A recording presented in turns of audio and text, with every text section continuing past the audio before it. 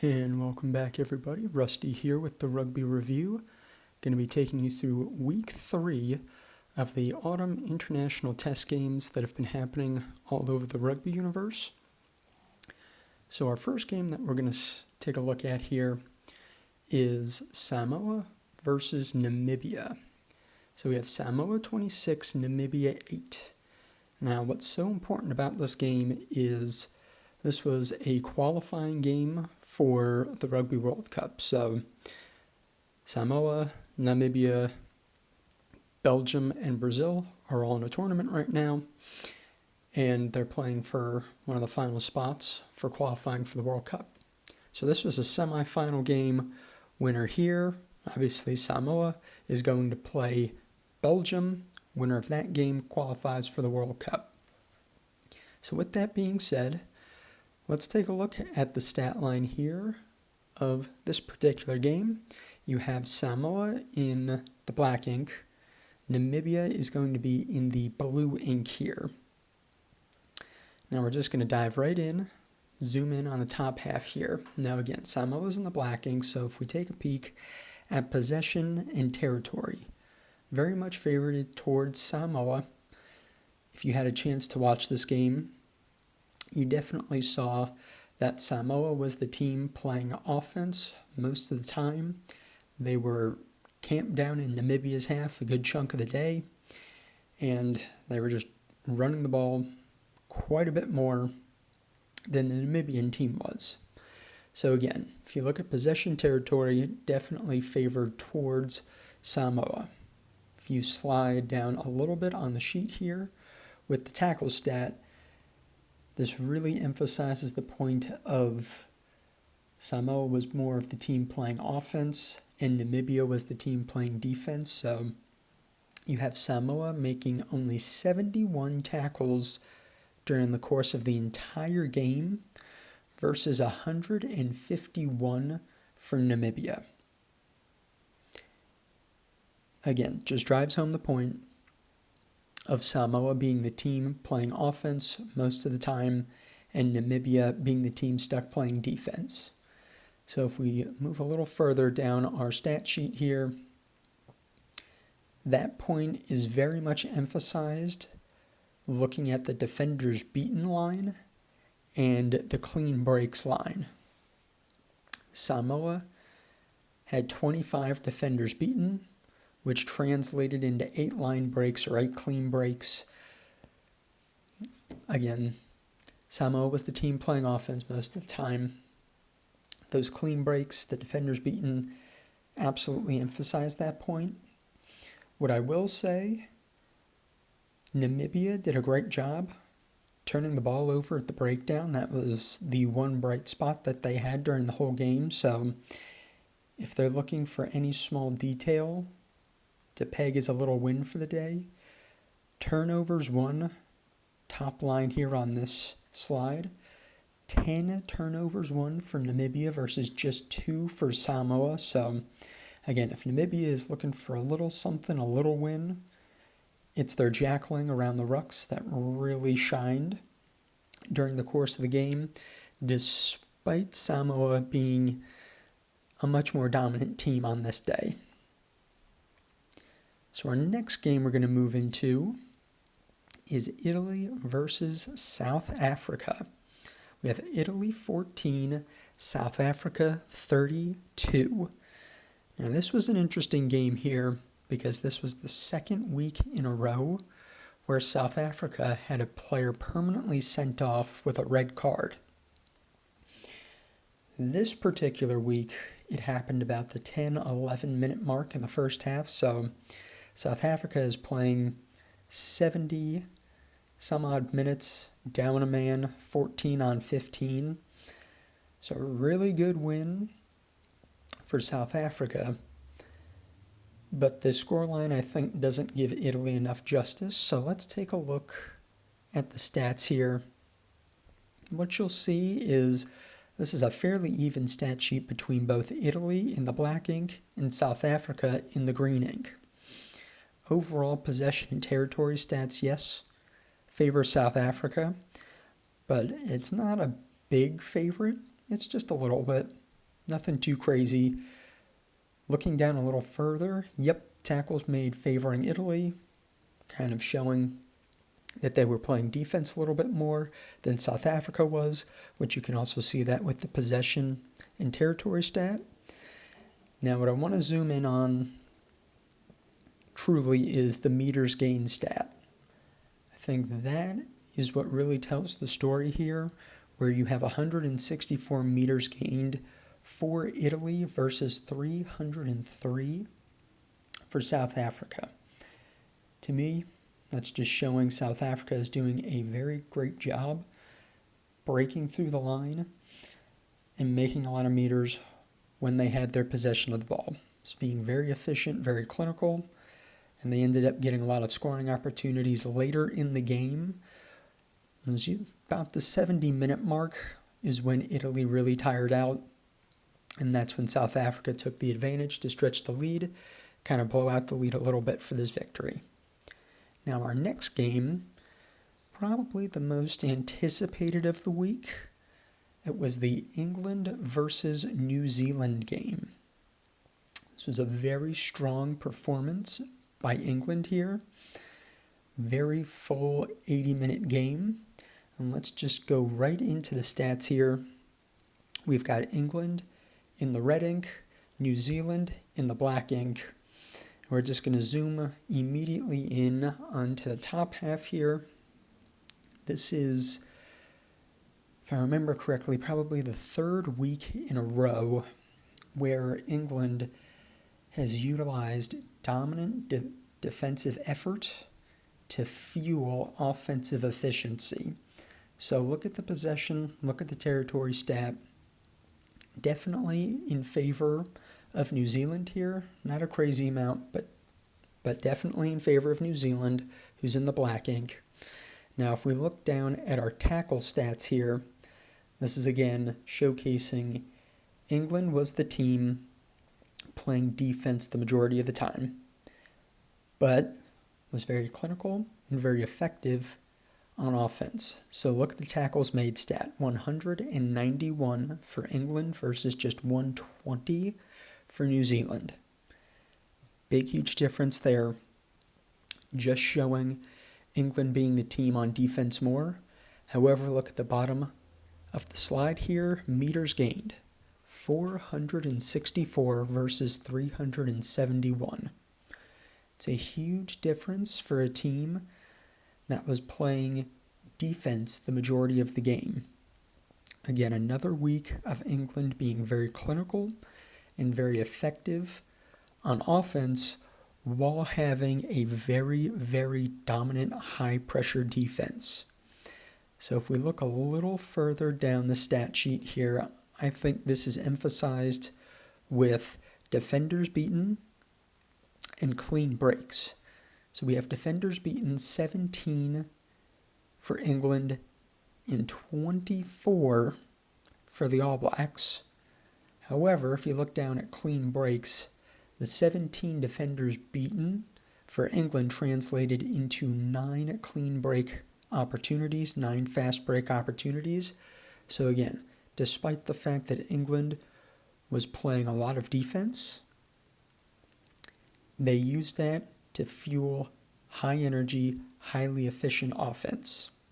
So again, great win for England this week, being very efficient on offense and very dominant on defense. So our next game we're moving into was a very dominant performance for Ireland. So we had Ireland versus Australia. Ireland 46, Australia 19. And if we look at our stat line here, a lot of what we're going to see is stats favoring Ireland because they just, right from the jump, Ireland was ready to go, and they were the team that was in charge right from the opening kickoff. So overall possession, overall territory, very much more in favor towards the Irish team. If you look down at tackles made, not too much of a big difference here. It does favor Australia. Australia had 138 tackles made versus 119 for Ireland. What I think was the real Achilles heel for Australia this week was their defensive discipline and their ability to finish tackles. 20 missed tackles for Australia versus just 10 for Ireland. Ireland's too good of a team to miss that many tackles on them, and they're going to take advantage of it every time. So to really drive home that point, let's zoom in on the bottom half here, and let's just start right at the top of this slide. You have meters gained 420 versus 256. So 420 meters gained for Ireland, 256 for Australia. Again, this was a game Ireland dominated Australia both on offense plus defense. You can see that offensive domination with the meters gained stat. If you look down at the bottom of the slide here, defenders beaten, 20 defenders beaten for Ireland, which translated into 7 clean break, fast break opportunities. Ireland definitely took advantage of those and definitely made them count. So great win for Ireland this week, very dominant win. And Australia will have to look to bounce back and try to have a much better performance next week. Next game we're moving into here, France versus Fiji. This was a game where there was a lot of ebb and flow, very much swings in momentum. So the French came out hot, they came out fast. They came up 21-0. And then Fiji clawed their way back, and it was tied 21-all. And if I remember correctly, it was about 65 minutes into the game. Fiji gets a yellow card, and that's when France took their opportunities, extended the lead, and gave themselves a 2-score cushion to really close this game out. So if we look at the stats here, France is in the black ink, Fiji is in the blue ink. Now a lot of these stats, especially towards the bottom half, are going to be very equal. This was a very even game by and large throughout the whole time they were playing. It was only when Fiji got that yellow card kind of about that 65 minute mark where France was able to really pull ahead and close this game off. So if we zoom in to the top half here, I didn't realize that Fiji was the team with the ball most of the time, but it does make sense because they were kind of running all over the place. But you have both possession and territory favorited towards Fiji, and this was the eye-opening one for me, where you saw France being the team playing a heck of a lot more defense and making a heck of a lot more tackles than Fiji did. So it was 158 tackles made for France versus just 71 for Fiji. Huge difference between the two, but I think what got Fiji on this particular game is the number of tackles they missed, which was 19 to France's 20, which first sounds like, it's about the same. But when you compare it to the number of tackles each team made, proportionately, Fiji's missing a heck of a lot more tackles than France is. Giving France a lot of opportunities, and, maybe Fiji's not recovering back in time with the clean break opportunities that are being afforded to France with these number of missed tackles. And then it was also interesting to see meters gained. Fiji pretty much, I don't know how, it's a bit heavily favored. It's almost 70 yards difference there. But, again, Fiji, just seeing Fiji's the team playing offense most of the time. France had to put in a huge defensive effort. And then when they did get the ball, France was very effective and took their opportunities to score when they could. So moving on to our next game, I'm saying this is the game of the week here. This is a tale of two halves. And it was just absolutely mind-blowing to watch this comeback for Argentina. So Ireland, we'll just move into, Scotland. So we had Scotland versus Argentina. Scotland 24, Argentina 33. What was so crazy about this is that up until, I think it was about the 55th minute of the game, Scotland was winning 21-0.